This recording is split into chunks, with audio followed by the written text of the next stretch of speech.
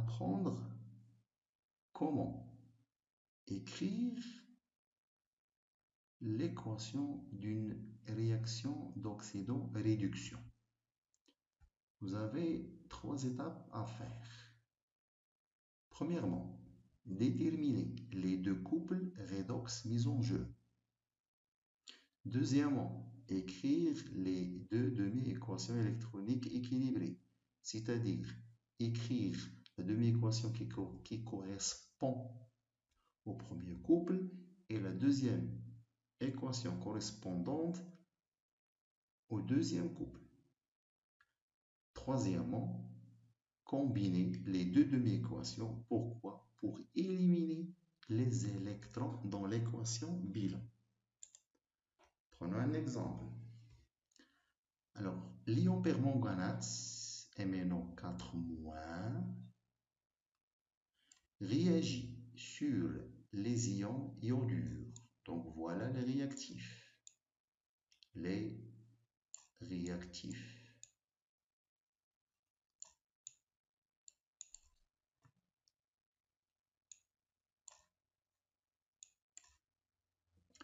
En les transformant en ion IO3-.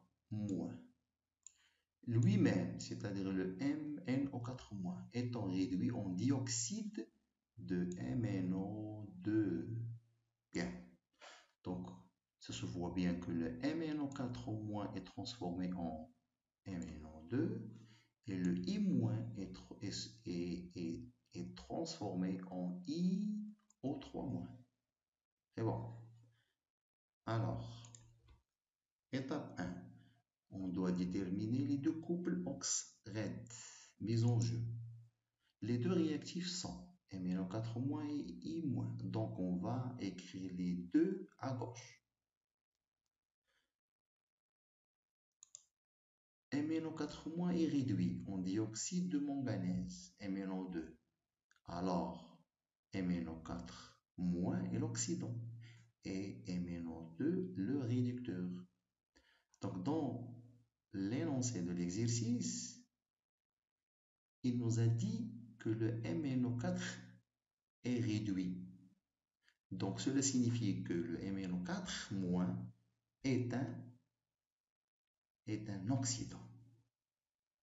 Et automatiquement, le MnO2 doit être le réducteur conjugué. Donc, voilà le premier couple mis en jeu.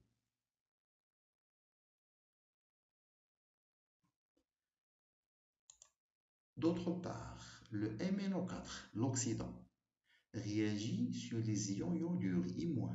Alors, I- doit être un réducteur. Car il est impossible que un oxydant réagisse sur un autre oxydant. Non, l'oxydant doit toujours réagir sur un réducteur. Alors, le I- c'est un réducteur. Et il se transforme en I3-. Donc, IO3- joue le rôle de l'oxydant conjugué de I-. Voilà le deuxième couple. Donc, voilà, vous avez ici, on a bien déterminé, d'accord? On a bien déterminé les 2 couples mis en jeu.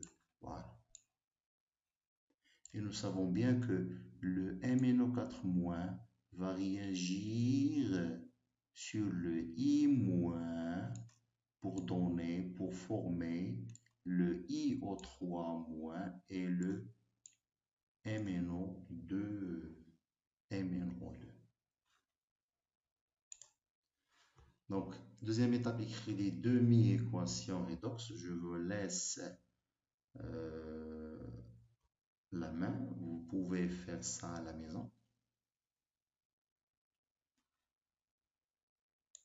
Alors, la troisième étape, je vais combiner les 2 demi-équations. Une chose est très importante. Il faut écrire les 2 demi-équations correctes de telle façon que les réactifs soient à gauche. Et les 2 réactifs dans notre cas le MnO4- et le I-. D'accord? Donc vous voyez que cette demi-équation est inversée. C'est-à-dire l'oxydant est écrit à droite. Oui. Pourquoi? Parce que c'est un produit. C'est un produit selon les données de l'exercice. Donc, avant de faire la somme des deux demi-équations, je dois éliminer les électrons. C'est pourquoi je dois multiplier la première demi-équation par le nombre des électrons transférés dans la deuxième demi-équation. Et je dois multiplier la deuxième demi-équation par le nombre des électrons transférés, échangés dans la première demi-équation. Après, j'obtiens les deux demi-équations sous cette forme.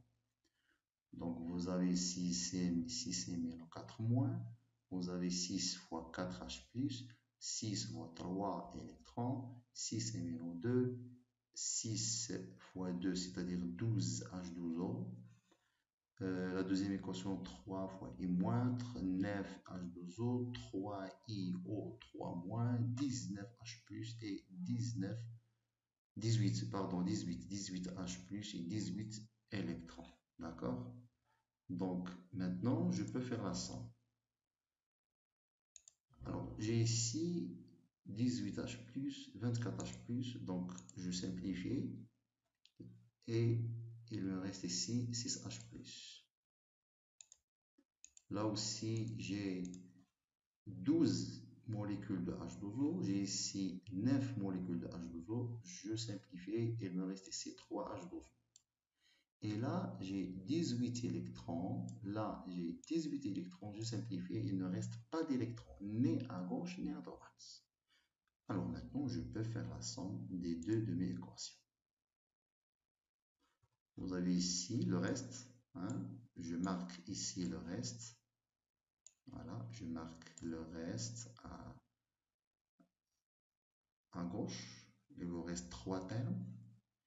Et à droite, il vous reste aussi 3 termes. Et je marque les 3 termes qui restent. Voilà, et le troisième terme. Mais vous pouvez remarquer que je peux diviser les coefficients stoichiométriques par 3. Donc, je vais diviser